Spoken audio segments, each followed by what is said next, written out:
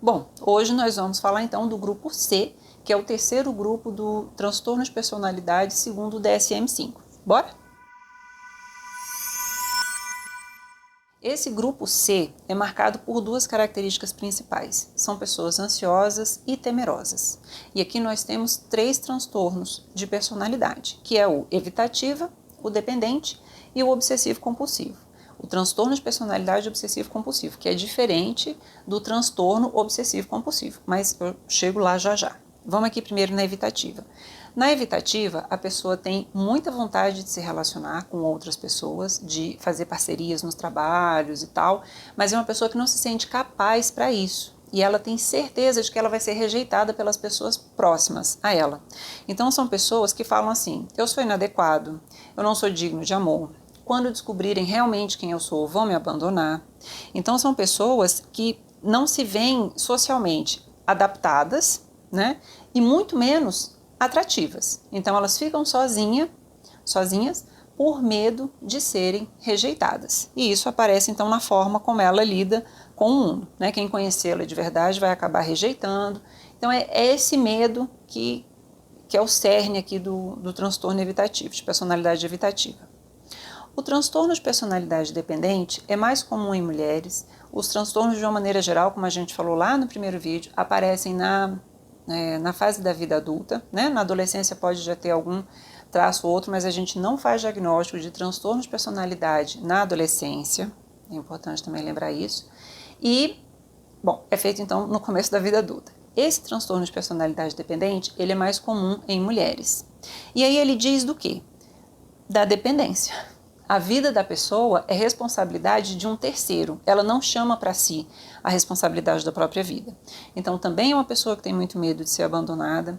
Normalmente são mulheres que entram no relacionamento, se relacionam, saem do relacionamento, já entram em outro em seguida, emendam uma relação na outra porque elas têm medo de ficar sozinhas, medo de serem abandonadas, têm grande dificuldade de começar projetos, né, de tomar iniciativa, de ter projetos pessoais, justamente por causa dessa característica de acreditar que vai ser outra pessoa que vai decidir pela vida dela, tá certo? Então, essas são as características principais.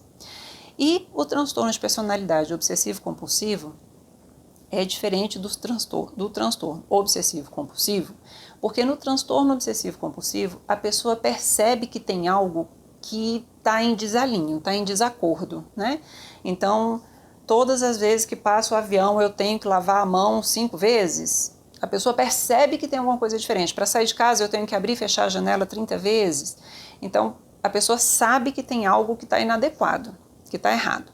Já no transtorno de personalidade obsessivo-compulsivo, a principal característica é de que são pessoas emocionalmente muito rígidas e são pessoas que acham que não tem problema nenhum ser assim, entende?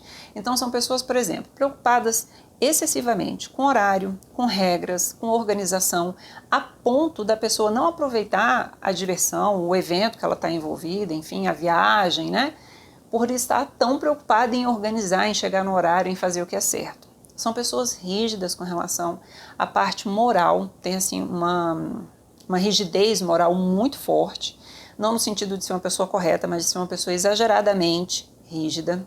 São pessoas que trabalham demais, que têm pouquíssimo tempo para o lazer e elas acham que está certo, que é isso mesmo, diferente lá do transtorno obsessivo-compulsivo, né?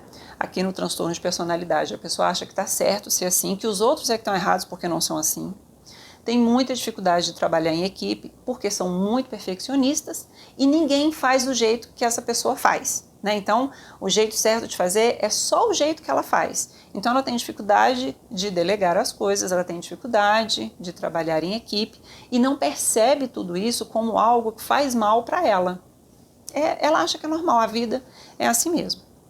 Então, a gente encerra aqui o transtorno de personalidade, a gente falou dos 3 grupos, né?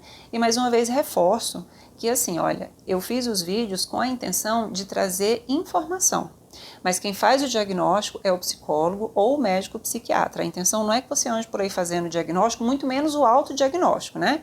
Lembra que lá no primeiro vídeo eu brinquei que quando a gente estuda isso lá na graduação de psicologia, a gente acha que a gente tem todas as doenças, todos os transtornos? Então, não faça o autodiagnóstico. Mas Se observe, observe as pessoas que estão à volta. É claro que essas pessoas podem ter, as pessoas, nós, né? Podemos ter mais de um transtorno, podemos ter um transtorno e um adoecimento associado, uma depressão, uma ansiedade. As pessoas do transtorno obsessivo compulsivo, do transtorno de personalidade obsessivo compulsivo, têm como característica também sofrer de ansiedade e de dor crônica. Então são assim, olha, são dicas que o paciente dá pra gente na consulta, que a gente vai juntando uma peça ou outra aqui na história do, né, no relato do paciente para conseguir então fechar um diagnóstico. Percebe como é complexo, né? A pessoa pode chegar com a queixa de dor crônica e de crise de ansiedade e na verdade a gente também está falando por baixo de um transtorno, né, obsessivo compulsivo, enfim, transtorno de personalidade obsessivo compulsivo. Bom, é isso. Bora pensar sobre isso.